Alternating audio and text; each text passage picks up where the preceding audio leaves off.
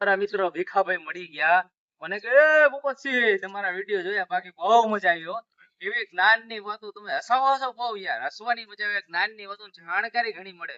બહુ તમે સરસ વિડીયો બનાવો. તમારા વિડીયો જોઈને મને બહુ આનંદ થયો કે સરસ સરસ.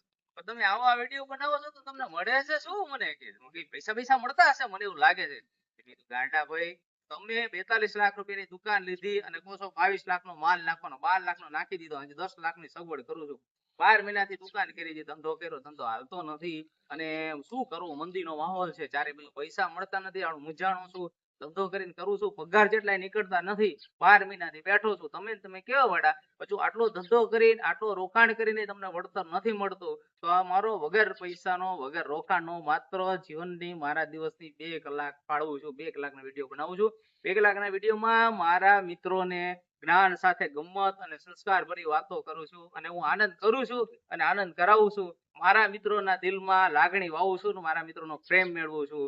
આ એક મારો નફો છે. લેવા દેવાની વાત, નફો નુકસાન એ એક બિઝનેસ થઈ ગયો, એક વ્યવહાર થઈ ગયો, ધંધો થઈ ગયો. તો આમાં જે મિત્રતામાં લેવા દેવાની વાત આવતી નથી, માત્ર પ્રેમ અને લાગણીની વાત છે. જિંદગી તો આજ છે અને કાલ નથી, આજ છે અને કાલ નથી, કાલનો કોઈને ભરોસો નથી. તો લોકોના દિલમાં આપણી લાગણી, આપણી યાદગીરી બની રહે, એ જ મહત્વનું છે. આ મારો એક વિનમ્ર પ્રયાસ છે.